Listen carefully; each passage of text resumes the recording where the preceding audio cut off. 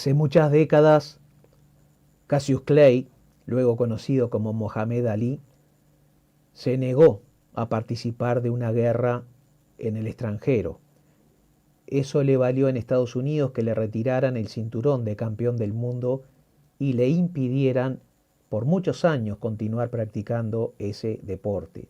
Ya más acá en el tiempo, Diego Armando Maradona osó ofender al establishment, osó decir las cosas que nadie se animaba a decir y se la jugó por un montón de causas sociales, por entender que su fama le daba la oportunidad, pero también la obligación de hacer oír su voz en lugar de aquellos que no tienen voz.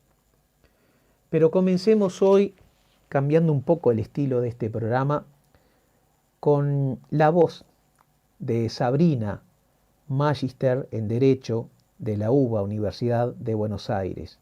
Adelante, Germán. Yo realmente no sé cómo sentir admiración por muchos de los jugadores de la selección. Voy a decir algo que probablemente no le guste a muchos. Y no digo no sentir admiración porque jueguen mal al fútbol. Al contrario, juegan muy bien al fútbol. Salimos campeones del mundo. El problema para mí es otro. Ayer veía un video de Messi agradeciendo un mural que le pintaron y pensaba, qué loco. Para agradecer un mural hay tiempo. Para hacer publicidades hay tiempo. Para promocionar una gaseosa hay tiempo. Para vender hamburguesas hay tiempo. Para vender tarjetas, autos, ropa, aplicaciones hay tiempo. Para hacerle publicidad a las apuestas hay tiempo. Ahora, para decir algo, cuando una jubilada tiene que elegir entre remedios o comida, silencio. Para decir algo, cuando miles de personas marchan por la universidad pública, silencio. Para decir algo por las personas con discapacidad que pierden derechos, silencio. Para decir algo de la violencia de género, silencio. ¿Acaso, pregunto, no tienen familiares acá? Y no me vengan con que son futbolistas. Porque cuando se trata de vender, ahí sí entienden perfectamente el poder que tienen. Nadie les está pidiendo que sean presidentes, pero tienen una capacidad de influencia enorme. Mucha más que investigadores, que periodistas, que políticos. Y deciden usarla exclusivamente para facturar. Entonces después llega el mundial y nos quieren vender que representan al pueblo. ¿Qué pueblo?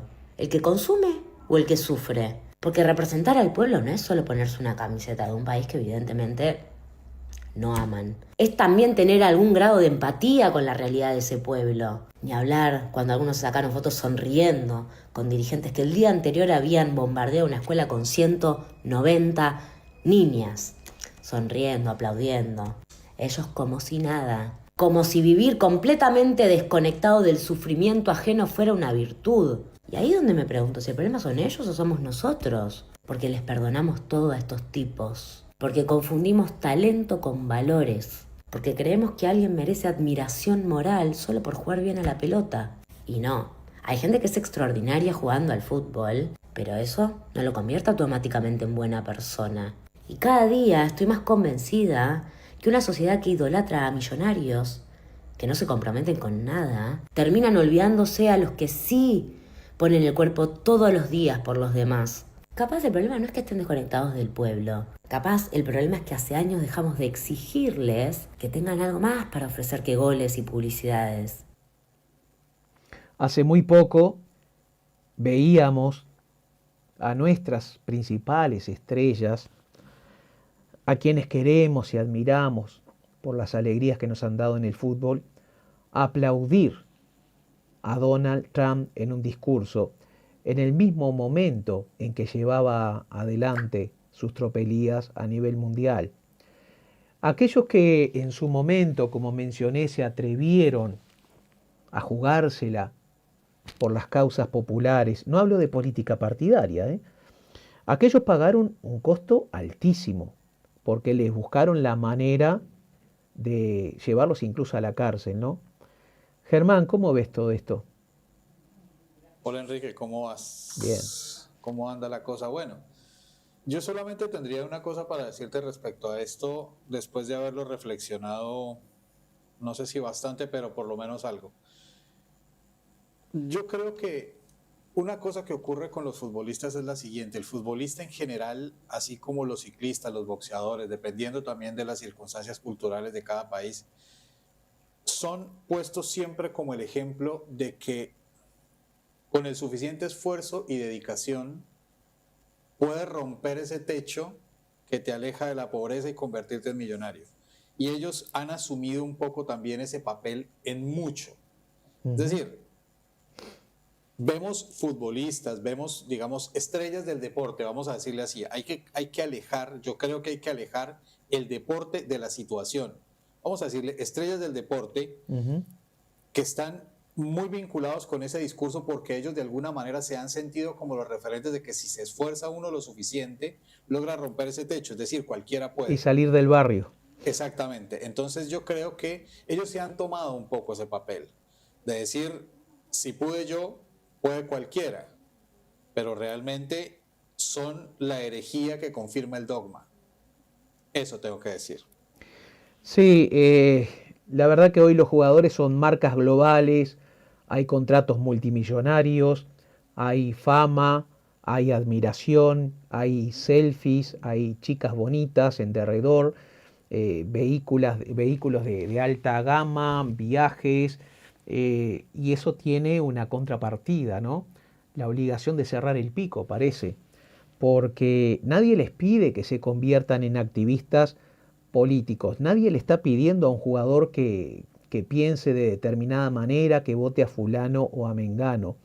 Pero en momentos de grandes tragedias que estamos viviendo, genocidio, desplazamientos masivos, violaciones masivas, como estamos viendo en Palestina, atropellos, guerras para anexar territorios, como las que están llevando adelante Estados Unidos e Israel, las deportaciones masivas también, el trato inhumano a inmigrantes, no solo en Estados Unidos, también en Europa. Cuando un deportista tiene el poder con su palabra de cambiar las cosas y no lo lleva adelante, es porque lamentablemente le interesa más su bienestar personal que el bienestar colectivo. Su palabra es muy importante, su mensaje es muy importante para muchísimos jóvenes que les admiran. Tienen la enorme responsabilidad de indicarles a veces un camino. Yo sé que esto puede ser discutido y será discutible, pero la neutralidad no existe, o sea, rara vez existe. Cuando uno elige por comodidad mirar para otro lado, se convierte en cómplice de la injusticia. Así que disfrutemos el Mundial. Habrá jugadas brillantes, habrá momentos de gran emoción, momentos de temor al fracaso, la alegría del triunfo, la gloria del triunfo, pero no glorifiquemos a los seres humanos más allá del área en que lograron destacarse. Porque cuando yo veo a un gran ídolo dándonos la alegría de un campeonato, pero aplaudiendo a un genocida, ese ídolo se me cae a pedazos. A veces lo hacen por ignorancia, me consta. A veces lo hacen sencillamente porque optan por la comodidad, por el dinero, y ya dejan de ser ídolos. Mi nombre es Enrique Ortega Salinas y junto con Germán Ávila estamos dando comienzo a Palabras Prohibidas. El autor de El Otro Luis regresa con un desafío inquietante. Revolución. Cómo romper paradigmas y salvar al Uruguay. Un tsunami tecnológico ya llegó y puede dejar a cientos de miles sin trabajo. No es ciencia ficción, está pasando. Enrique Ortega Salinas plantea algo que nadie se anima. Una reforma total del sistema. Político que necesita fueros no merece cargos. Un país pequeño no necesita pensar pequeño. Romper paradigmas o sucumbir con ellos no es un libro, es un desafío, porque el futuro no espera y nos queda poco tiempo para reaccionar. Un planteo electrizante, una advertencia urgente, un libro que no te dice lo que querés escuchar, sino lo que necesitas entender. Abre tu mente.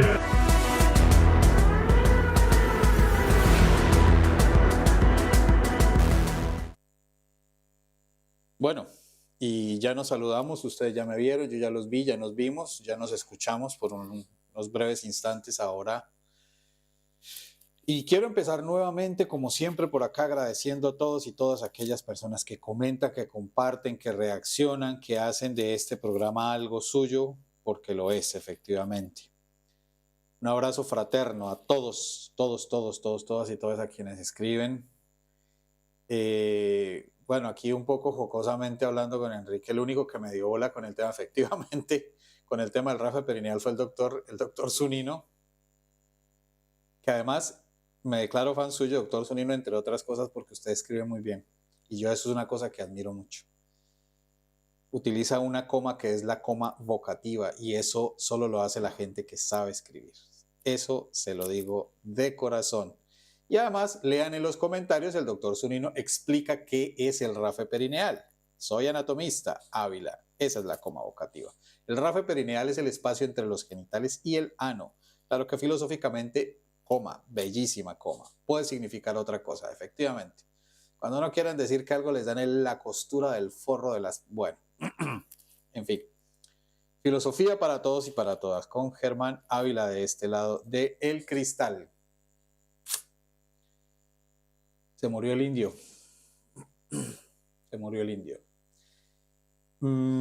Yo soy admirador de la música de Solari en tanto música. Soy admirador de lo que ha hecho él. Soy admirador de lo que ha recogido, del sentimiento y el espíritu que ha recogido. Pero para mí no puedo declararme absoluto fan del Indio Solari por una razón. Y es que hay una canción que entiendo y he buscado por todas partes a ver si esa canción, les voy a preguntar a ustedes, que ustedes me digan cuál es en los comentarios. Esa canción es una canción que está escrita a los últimos momentos de Pablo Escobar y para mí eso es una cosa, ustedes saben qué postura tengo yo respecto a eso y para mí eso es una mancha que yo la verdad no puedo obviar, para decírselos a ustedes con absoluta sinceridad. No puedo simplemente ignorar ese hecho porque ustedes saben lo que pienso yo acerca de esto. Para mí es una cosa que no hay cómo presentarla bien, así que desafortunadamente eso no me permite a mí declararme absoluto fan del Indio Solari. De resto, su música para mí es una cosa, salvo esa canción, es una cosa que para mí, incluyendo esa canción que considero una canción musicalmente muy bien hecha y que me gusta mucho en términos de ritmo y de la forma como se construyó, pero el concepto es una cosa que me puede. Yo no puedo estar de acuerdo con eso por las razones que ya he expuesto varias veces en este mismo espacio. Sin embargo, se fue un grande. Se fue un grande. Carlos Alberto Solari nos dejó la semana pasada.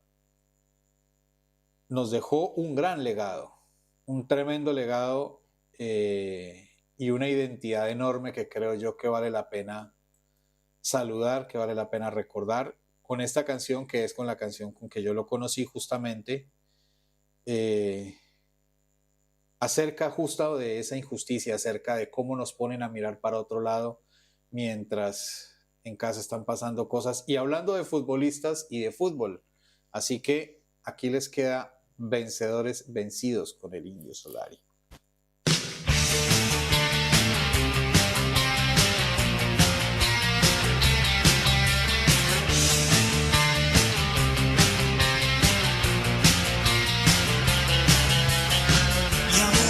Yo, porque me toca en este tiempo de plumaje blanco, un mudo con tu voz y un ciego como yo, vencedores vencidos. Te has jugado, me hago humo de la alarma, ensayo general para la farsa actual, teatro antidisturbio. Se rompe loca mi anatomía con el humor de los sobrevivientes, de un mudo con tu voz, de un ciego como yo, vencedores vencidos.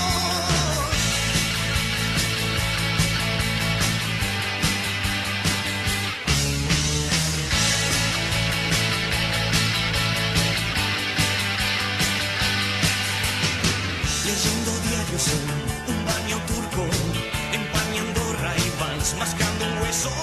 Tu perro, un perro cruel con la costumbre de no contentarse con los restos.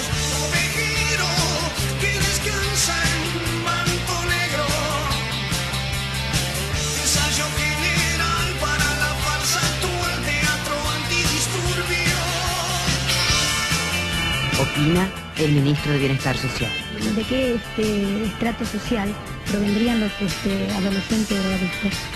Hay de todo, pero lamentablemente yo diría que es más fácil que los haya entre el ambiente estudiantil que entre el ambiente trabajador. Normalmente el que trabaja está en procura de un ideal y demás. A veces el exceso de pensamiento puede motivar estas desviaciones. En este rollo de monos de polvo hemos perdido el rastro unos minutos, un par de monos más, unos terrícolas, vencedores vencidos. Buena suerte y más que suerte, sin alarma. Me voy corriendo a ver qué escribe en mi pared la tribu de mi calle. Y ahora tiro yo porque me toca en este tiempo de plumaje blanco. Y un mudo con tu voz, de un ciego como yo, vencedores vencidos. Buena suerte y más que suerte, sin alarma. Me voy corriendo a ver qué escribe en mi pared la tribu de tu calle.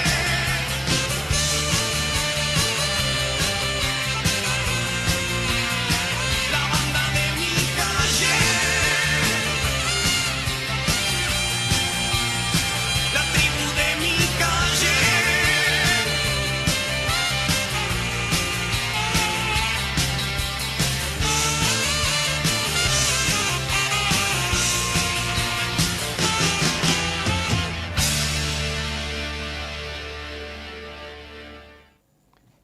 Me río porque me acaban de informar, acaba de llegar nuestra madrina, Leonor.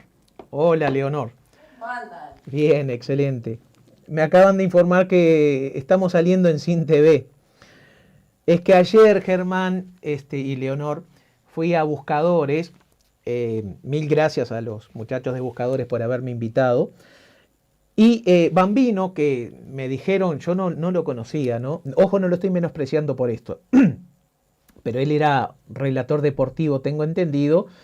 Y bueno, nada, yo comencé a hablar de la propuesta del Foro Polo de Izquierda de plasmar en la Constitución que los animales sean seres especialmente protegidos por el Estado, derivando a la ley para que se prohíba todo tipo de prácticas que mortifique innecesariamente a los animales en aras, por ejemplo, del espectáculo. Bien, y a partir de ese momento, de una manera sorpresiva me preguntó Bambino, le dicen Bambino, me preguntó si estoy a favor del aborto. Y yo me quedé pensando por un segundo, no reaccioné porque digo, ¿qué tiene que ver la velocidad con el chorizo, no? Y bueno, él se expresó, tiene derecho a pensar lo que quiera, pero de una manera sumamente fervorosa, y se armó una situación bastante tensa que ya la rescató Canal Región y ahora Sin TV casi simultáneamente, ¿no? No me quiero detener en ese episodio. Fuimos ahí a presentar este libro, Revolución, ¿bien? Donde planteamos justamente toda una batería de propuestas de revolución educativa por un lado y reforma constitucional dentro de 16 puntos, porque hay varios, ya los vamos a detallar en otro programa. Hablamos de esto de los animales. A ver, ¿por qué es importante? Mahatma Gandhi decía, la evolución de una sociedad se mide por la manera que trata a sus animales. Si queremos, esto lo agrego yo, una sociedad mejor, tenemos que comenzar por ese tipo de cosas que para algunos son insignificantes, porque aún no tienen la sensibilidad necesaria. Bien, tenemos que erradicar toda clase de prácticas violentas. Ahora, hablando de violencia, hablemos de la despenalización del aborto, porque mi respuesta fue, y la verán en todas partes, claro que no estoy a favor del aborto, y no conozco a nadie, a ninguna mujer ni hombre que esté a favor. Si el aborto es algo traumático, es algo hasta peligroso en ciertas circunstancias, ¿cómo voy a estar a favor del aborto? pero estoy y estaré siempre a favor de la despenalización.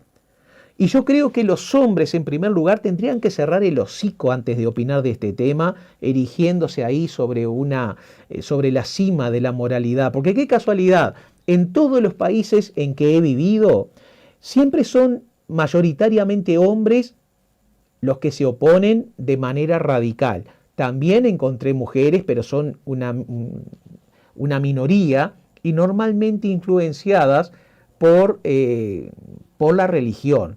Y ya cuando entra el tema de la religión, ahí ya no hay nada que hablar, porque ¿cómo va a discutir Enrique contra Dios o el Dios en que creen ellos, ¿verdad? Vale, pero el tema es que también te plantean, normalmente estos fanáticos, te plantean una trampa argumentativa. Por eso es que este tema no tiene solución en el diálogo y por eso es que me negué a participar de él. ¿Cuál es la trampa argumentativa? Él hablaba de niños asesinados y de bebés. Le voy a robar un argumento a Germán Ávila. No es lo mismo un huevo que un pollo. No es lo mismo de decir me comí un par de huevos fritos en la mañana a que me comí 2 pollos. No es lo mismo, ¿verdad? No confundir la harina con la arena. Me llamó la atención una vez una persona que me dijo, yo estoy a favor de la vida. A las mujeres que abortan habría que quemarlas vivas en la plaza pública. Parece chiste, no es chiste, me lo dijo en serio, Ahora, lo otro paradójico es que esos hombres que se manifiestan en contra suelen callarse la boca ante un genocidio como el de Gaza, donde Israel ha asesinado a decenas de miles de niños, dejando paralíticos o sin piernas o sin brazos a otra cantidad similar de niñas y de niños. Ahí no dicen nada. Cuando el ejército israelí comete, de acuerdo a un informe de Naciones Unidas, violaciones masivas de niñas y niños, yo no vi a este periodista quejándose, capaz que lo hizo, Lo que estoy diciendo simplemente, Bambino, es que no te vi haciéndolo. Pero además cuando el Estado ayuda a mamás solteras, a familias pobres, dice, no, yo no quiero que con mi plata mantengan vagos. Ah, genial. Tú sos de los que dicen, como dice el obispo, que el país necesita más población, pero luego no te querés hacer cargo. O sea, qué fácil que es. El obispo también, y normalmente los antiabortistas, dicen que, o están en contra de que la gente adopte animales en vez de adoptar niños. Sí, pero no los veo a ellos. Yo quiero saber cuántos niños adoptaron, ¿verdad? Germán, te paso la palabra porque te robé un argumento. Gracias, Enrique. Primero que todo quiero decir que Leonor nos trajo escones. ¿Perdón, qué? Leonor trajo escones. ¿Qué trajo qué? Scones. ¿Qué es eso? Ah, vale. Eso no se puede dejar pasar por alto. No, mira, brevemente respecto a esto, justamente conversamos con Enrique antes de empezar el programa una cosa que es compleja, y es que este es, bien lo había dicho ya Enrique, un punto en el que no hay manera de ponerse de acuerdo. No hay manera. Porque parte de 2 concepciones que no tienes manera de encontrar, y es la definición que cada una de las 2 posturas puede considerar del momento en el que empieza lo que consideramos vida. Empecemos porque es evidente que vida es un concepto bastante amplio, pero que hay momentos en los que se torna complejo y etéreo. Entonces, en el caso, hablábamos del ejemplo del pollo y el huevo. Bueno, hay un espacio entre una cosa y otra. Es un espacio oculto. Finalmente termina ocurriendo lo mismo con todos los embriones. Entonces, nosotros lo que podemos hacer, cuando me refiero a nosotros, me refiero a las personas que tenemos una idea o por lo menos una intención de pensamiento crítico, tenemos que echar mano de elementos racionales. ¿Cuáles son esos elementos racionales? Los elementos racionales son en qué momento nosotros consideramos, a partir de lo que la ciencia determina que ese embrión puede tener un nivel de desarrollo lo suficiente como para empezar a considerarlo un feto, y a partir de ahí, etcétera, etcétera. Perdón, Germán, una interrupción. Compleja. Creo que sí coincidimos en que no es lo mismo un aborto a los 60 días o 90 días que a los 6, 7, 8 meses. O la pastilla del día después. Claro, son cosas muy diferentes, o la ¿verdad? anticoncepción de ese tipo. De hecho, por ejemplo, los dispositivos intrauterinos que también hay que tener en cuenta esto nos mete en otra discusión también, que eso se volvería larguísimo, pero hay que dejarla, y es que la mayoría de la anticoncepción está dirigida siendo tremendamente invasiva en ese sentido hacia las mujeres. A nosotros como que usted y a mí ese tipo de inequilibrios me dan justamente en todo el rafe perineal. La verdad, yo creo que son cosas que hay que... Es que en el fondo hay mucho machismo, se considera a la mujer como si fuera una mera máquina Y incubadora. en la superficie, no solamente en el fondo, digamos, es una concepción hecha desde esa perspectiva. Entonces yo finalmente lo que les puedo decir respecto a esto es que creo que lo que también tiene la idea, o la idea no, el desarrollo de la despenalización del aborto es abrir escenarios de acompañamiento para que esas mujeres que se ven sometidas, porque es una cosa que nadie hace por deporte ni por diversión, Claro. eso es un hecho, que esas mujeres que se ven en esa situación tengan el acompañamiento suficiente para que puedan ser orientadas y acompañadas durante todo el proceso que está ocurriendo con ellas. Y ahí también se pueda ver cuáles pueden ser esos términos, porque finalmente es una cosa que en la medida en que es compleja, a nosotros lo que nos queda fácil hacer, porque miren que nos queda fácil, es condenar. Es decir, yo con eso no estoy de acuerdo, no quiero que sea así, pero tampoco estoy proponiendo nada alternativo. Porque listo, no adopte ningún niño, pero proponga algo. No solamente se dedique a condenar. ¿Qué propone? Ok, por ahí no es, ¿por dónde es? Germán, cuando estuve en Colombia, una niña de 10 años quedó embarazada de su padre. Quedó embarazada con 10 años, que no es normal que... bueno, ni tan raro, ¿no? Me refiero por la edad. Y se armó toda una discusión, en aquel momento estaba prohibido el aborto, y yo seguí de cerca ese caso porque digo, la niña lloraba horrorizada diciendo que no quería tenerlo. Y la Iglesia Católica diciendo que la tuviera, que le iban a regalar pañales y no sé qué más. Obligar a esa niña a tener a esa criatura fue una segunda violación, pero esa vez colectiva. Una violación por parte de toda la sociedad. Y de por vida. Y de por vida. De por vida. El problema es ese. De todas maneras, es el problema con las concepciones, con ese tipo de perspectivas filosóficas, religiosas, y es que al final, como todo es voluntad de Dios, claro, sí, y es una cosa con la que de verdad es muy difícil conversar, o sea, no hay manera de encontrar un punto de acuerdo, porque esas son visiones que al final todo terminan cayendo en esa cancha, y es una cancha a la que tú no puedes llegar porque no hay razones que entren, o sea, no hay es que elementos. no hay posibilidad alguna de conciliar un discurso basado en la fe que un discurso basado en la razón. Son antagónicos por completo, ¿verdad? No puedes, En no fin. es posible.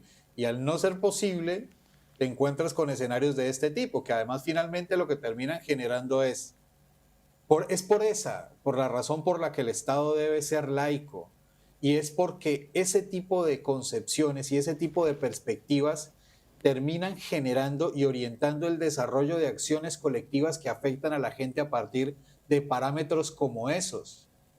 Es decir, el Estado condena una acción a partir de preceptos etéreos. Es muy jodido. Pero además otra cosa, antes de la ley que ha permitido la interrupción voluntaria del embarazo, ¿qué hacían? Morían muchísimas mujeres, las cifras no las digo porque varían, eran difíciles de corroborar, pero muchísimas mujeres cada año.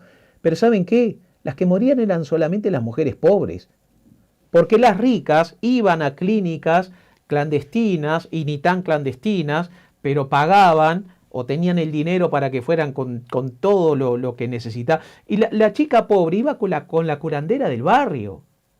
O sea, se hacían algo, un autoaborto. Sí. Lo que estamos evitando con esta ley, que yo me enorgullezco de que Uruguay la tenga, ojalá no tuviera que aplicarse nunca. Ojalá nadie tuviera la necesidad. Pero le estamos salvando la vida a muchísimas mujeres. Entonces digo, qué fácil para los hombres, ¿no? Qué fácil. Cuando, de acuerdo a un informe de la UNESCO, de esto hace muchos años, pero no creo que el porcentaje hubiera cambiado mucho, de cada 100 abandonos de niños, en el 99% de los casos, quienes abandonan a los hijos son hombres. Entonces, hombres, supuesto. colegas, a cerrar el hocico y dejemos que Sí, los decidan hombres no las tenemos, mujeres. No no obligar a tenemos nada ninguna, que pero hacer. tampoco ni a tener ni a dejar de tener. Disculpa, te interrumpí. No, eso, que nuestro papel ahí en ese caso es callar los que... Y en esto yo quiero decir que el papel que cumplimos nosotros, unos mucho menos que otros, dentro de los que me incluyo. O sea, asumo mi responsabilidad como padre ausente que fui, porque el papel que podemos nosotros cumplir ahí es ni siquiera los que se puedan considerar realmente los mejores padres del mundo y las mejores parejas pueden ayudar a hacer una diferencia realmente gruesa en la manera, pero gruesa en serio, en la manera como una mujer transita la maternidad. El volumen de carga que tiene una mujer con la maternidad es brutal, es bestial. Yo conocí un caso, Germán, eran novios. Ella quedó embarazada, no lo quiso tener. Y el novio fue a los medios y a la justicia para reclamar diciendo que él sí. Pero a ver, no tenés derecho ninguno. Tú depositaste tu esperma simplemente en eso que consideras una máquina incubadora. Cállate la boca, porque quien va a poner el cuerpo y quien va a poner todo su futuro es ella y no sos vos. No sos vos. No, seguro.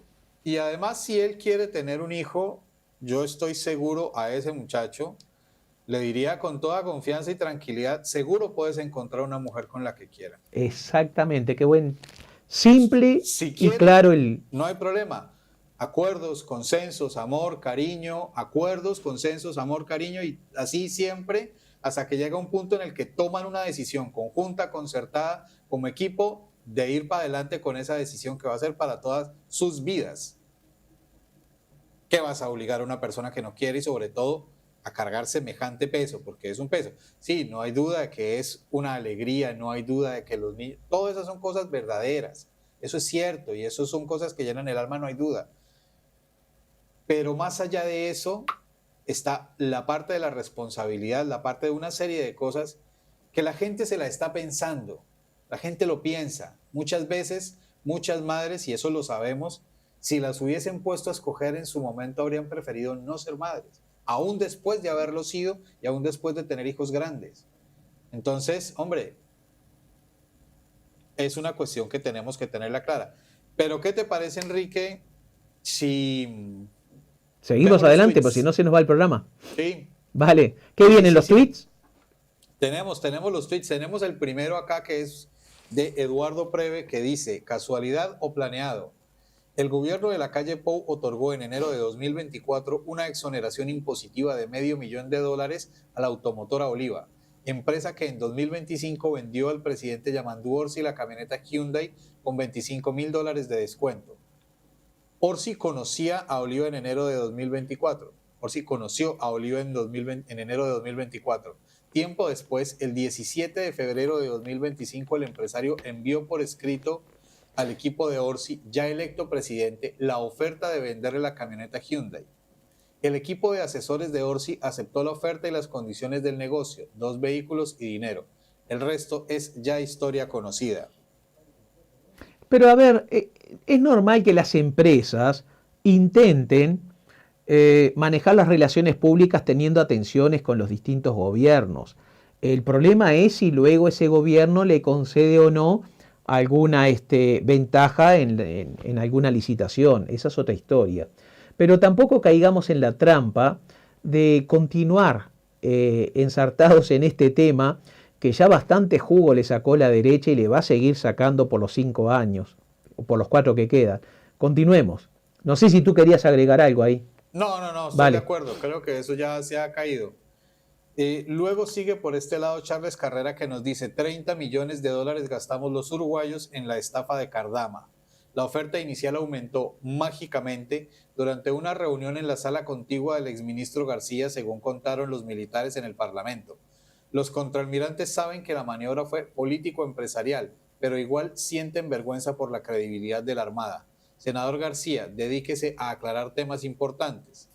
Tuit de subrayado diciendo que Javier García dice que se está afectando la credibilidad de la presidencia y pide publicación de todos los documentos de la camioneta de Orsi. A ver, Javier García hablando de credibilidad, qué país generoso, por Dios, con todas las cosas que le tiene que aclarar a este país sobre las compras, dicen que en la casa no le permiten ir al mercado a hacer las compras. Y creo que hacen muy bien. Seguimos. Bueno, por este otro lado... Pero no, perdona, me quedé pensando, pero es que ver a Javier García hablando de transparencia y de todo lo demás, es como, no sé, imagínate a Graciela Bianchi y al senador Sebastián da Silva exigiendo que los demás políticos moderen sus expresiones a la hora de referirse a quienes piensan diferente. Pensé que ibas a decir que a Graciela Bianchi y a Silva hablando de etiqueta. Claro, exacto. Seguimos. Bien, Francisco de Charren dice, Uruguay, el presidente le explica al país por qué compró un auto con su plata para no usar el vehículo oficial y encima lo dona. Argentina, Adorni no explica los vuelos privados, no explica las propiedades que compró, no explica cómo incrementó su patrimonio y ni siquiera presenta la declaración jurada que la ley exige. La diferencia es cultural e institucional. En un país, los funcionarios sienten la obligación de rendir cuentas. En el otro, creen que los cargos públicos son un privilegio para enriquecerse sin dar explicaciones. Por eso, Uruguay es una democracia admirada y Argentina está gobernada por una banda de atorrantes. Acá nos salió música dramática Gajes del para oficio. el tuit. Que a propósito, qué pena, Leonor, que teniendo en el estudio a una chica, una mujer, no le hubiéramos pedido su opinión sobre cuando tratamos... ¿Cómo? No sé quién, si la quieren escuchar. Sería interesante. Sí. Germán. Vamos a hacer una cosa atípica en este programa. Tráete, Leo, la silla para acá. Claro, porque, a ver, teniendo una mujer acá y dos hombres Tráete opinando la silla sobre para el acá. tema del aborto, Ahí está. Vamos a hacer lo siguiente. Yo le voy a poner mi micrófono a Leonor y Leonor que se va a correr más para no acá. sabemos la opinión de Leonor. Por supuesto que puedes condenar lo que dijimos, Sí, criticarnos y tal. Más para acá porque no estás Con acá. con toda tranquilidad. Obviamente, si opinas en contra, quedas despedida automáticamente. Ahí está. Nada, es broma. No, con este micrófono. Cuéntanos. Bueno, antes que nada, disculpas. Estaba escribiendo un artículo sobre música y se me saltó la computadora. Bueno, mi opinión, pensando en esta persona que te entrevistó, Enrique, en el programa, primero, sin atacarlo, anteriormente a la despenalización de ejercer un aborto, existía en el Código Penal un artículo que es el 328, que en el inciso 2 atenuaba las posibilidades de cumplir una pena cuando una mujer hacía un aborto, si era por una violación, si era menor de edad o si su bebé venía con malas formaciones. Pero igual seguía siendo considerado delito.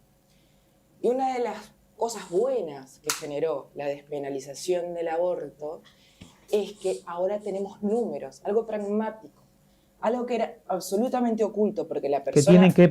números, correcto. Números, porque la persona que iba a cometer un aborto, que iba a realizar, porque no es un delito, que iba a realizar un aborto, lo iba a hacer dentro de sus posibilidades, probablemente inseguras, sin una garantía médica, sin un amparo social, probablemente terminara en la muerte de ambos. Cuando una situación es así, es tan terrible, donde la sociedad es la asesina en ese caso, porque la sociedad está siendo cómplice de la muerte de una mujer o una niña que quiere tratar de superar un trauma espantoso en su vida, o porque no puede económicamente, o por millones de factores.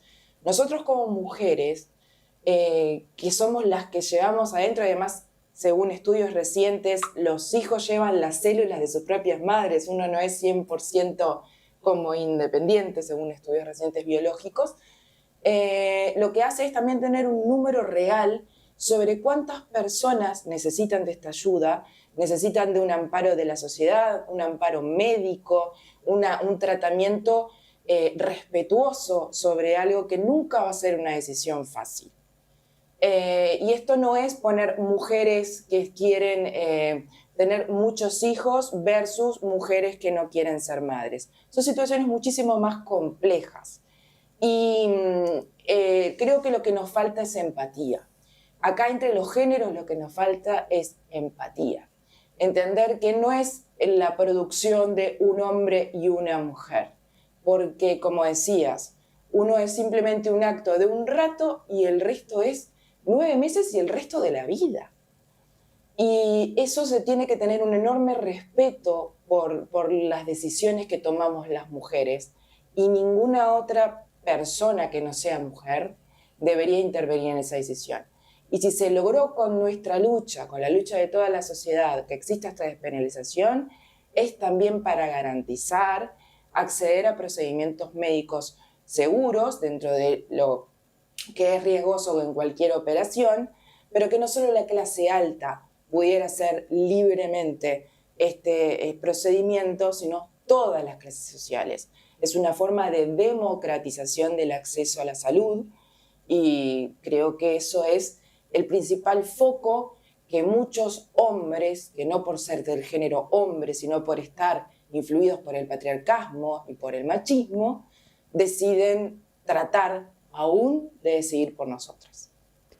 Wow, Germán, imperdonable lo nuestro. La teníamos ahí sin aprovecharla. Ahora la vamos a explotar, se convierte en nuestra nueva esclava en el programa. Y cada 2 por 3 te vamos a pedir tu opinión, Leonor. Mil gracias, ¿eh? No, por favor. No. Perdón, sí. Pero realmente estaba escribiendo un artículo. La próxima vez que me vaya a un programa como buscadores y me den pelea, digo, no, pará, te traigo a Leonor, arreglate con ella. Así es. Gracias, Leo. No, muchas gracias a ustedes. Mil gracias, ¿eh? Vale, pero yo quedé muy contento de que me invitaran a buscadores, por cierto. Bueno, ¿qué? Seguimos con los tweets antes de irnos. Hoy te propongo, Germán, que terminemos con los tweets, es decir, que leas los que quedan. No sé cómo vamos de tiempo. De tiempo vamos... Tenemos 42 minutos. Terminamos de leer los tweets. Bien. Y ahí tú me dices. Y sí, despedimos. Dejamos de lado el tema Bolivia, entonces. Sí, porque además es una cosa en desarrollo que... Exacto, esa palabra hay que esperar. Hay que esperar a ver qué ocurre con el tema de la posibilidad de que sea declarado el estado de excepción. Pero entonces, cerremos con los tweets.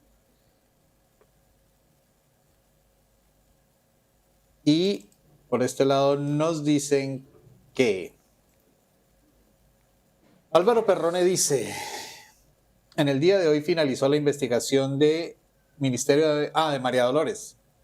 La comisión investigadora es. Comisión investigadora sobre la compra de la estancia de María Dolores. Todo un show político. No se ha encontrado delito, no hay indicios de sobreprecio. Una pérdida de tiempo total, guste o no, fue una decisión de gobierno. Nuestra crítica es a la intromisión en la ley, a una posibilidad de un negocio de un privado que afecta a una industria nacional con capacidad de crecimiento, como es el frigorífico de Las Piedras, que era el comprador primario. Rechazamos el uso indiscriminado y sin fundamentos de las investigadoras parlamentarias que en definitiva terminan siendo un estrado político y no un beneficio a la sociedad. Acá, Germán, hay algo importantísimo. Quienes dicen que esto fue un show político de la oposición son los representantes de Cabildo Abierto, integrantes de la coalición republicana, ¿eh? De la misma oposición están diciendo esto ha sido un show político. No se encontró ninguna ilegalidad en la compra de la estancia María Dolores. María Dolores. ¿Verdad?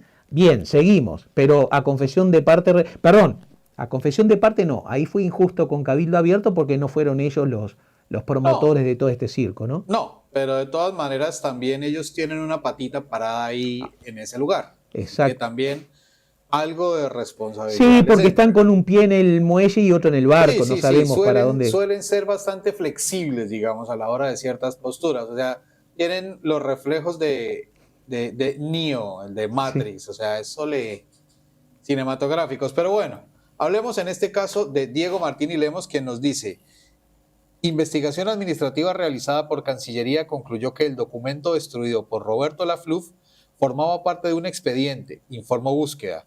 Esto fue negado por la calle Pou en conferencia de prensa y por el propio Francisco Bustillo y el jefe de jurídica, Carlos Mata. Este informe le fue entregado al fiscal Alejandro Machado. Sí, recordemos cuando la calle Pou le dijo a la prensa que ese documento no formaba parte del expediente. Sí formaba parte. Ahí se quedó en evidencia la mentira, una de las tantas mentiras que Luis Lacalle Pou le dijo a nuestra población, a nuestro país. O sea, ya está demostrado. Seguimos. Bien, ahora.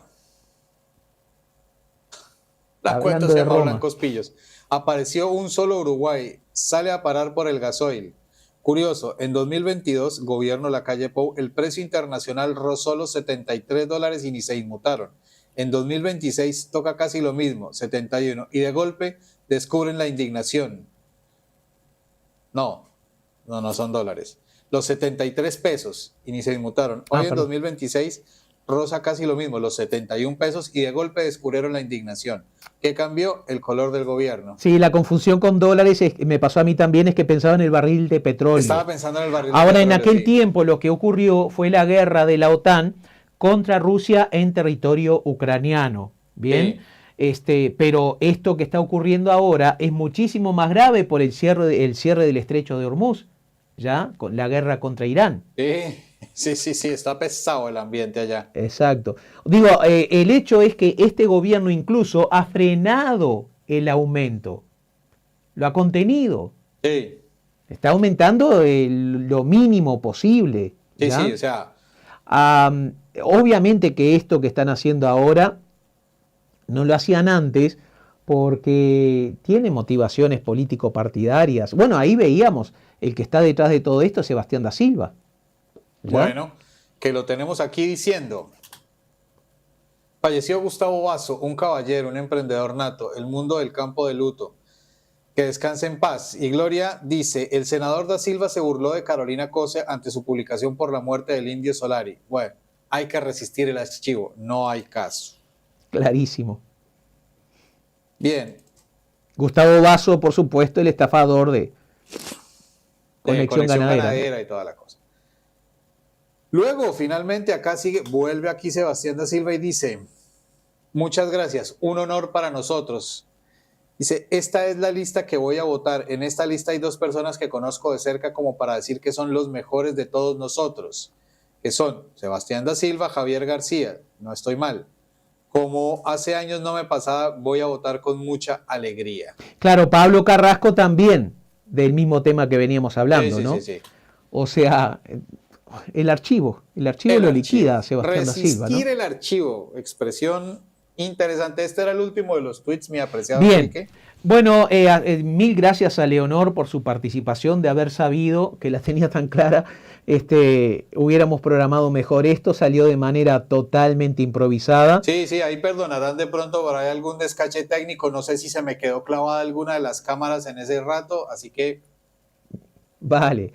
Dejo para que cierres vos, Germán. Mildis. Dejo para que cierres vos.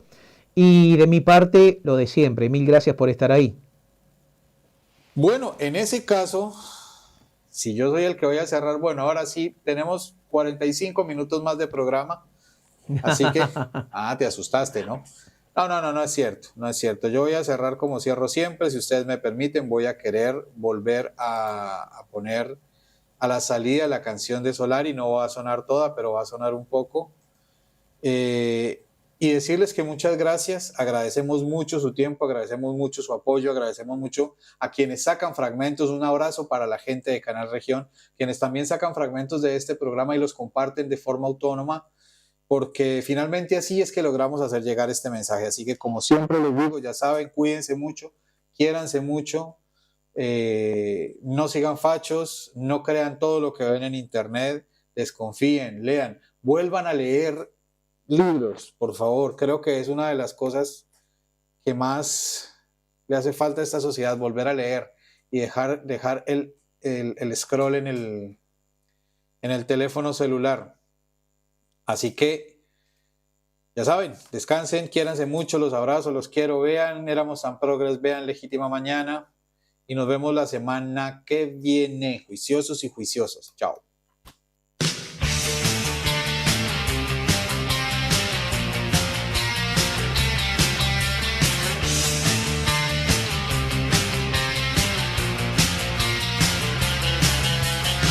Y ahora tiro yo, porque me toca en este tiempo de plumaje blanco. Un nudo con tu voz y un sigo como yo, vencedores vencidos. Te has jugado, me hago humo de la alarma.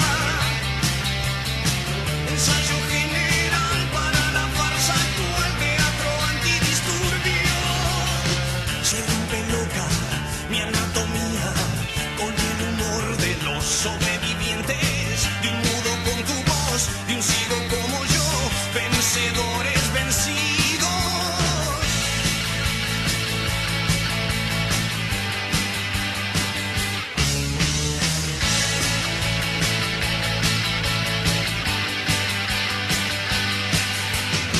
Leyendo diarios en un baño turco, empañando Ray-Bans, mascando un hueso.